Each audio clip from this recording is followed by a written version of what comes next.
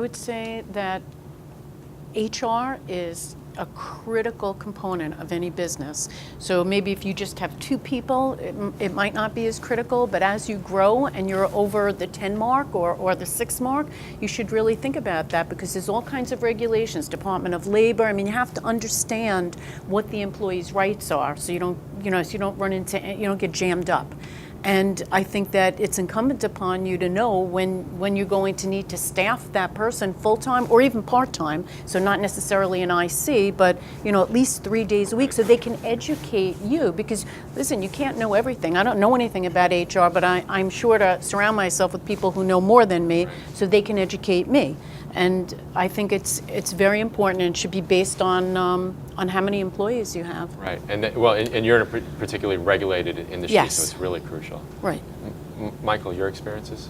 Well, in my case, I have a vice president of sales and marketing and a vice president of operations, and it was necessary as the company grew. So it was about the size of the company, the growth process that demanded those people to be hired into those positions.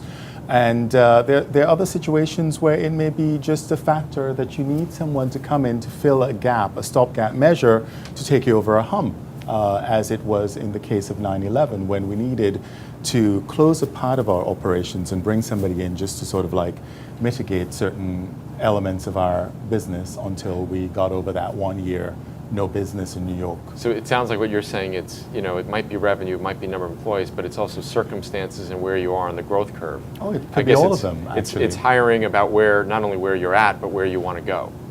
Yes, absolutely, Right. without a doubt. Mark, anything to add there? Yeah, As you're ramping up? Yeah, so my biggest issue is that I like to know everything about every portion of the business, and my staff very often tells me to delegate because I end up not getting things done because I'm trying to control everything, which is a big issue.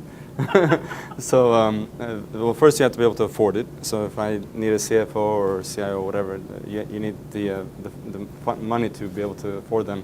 And I think the second, less specific metric is if I'm sleeping less than 5 hours a night, it's time to hire somebody to help me in some portion of it. That's the metric, 5 hours a night. Yeah. Okay.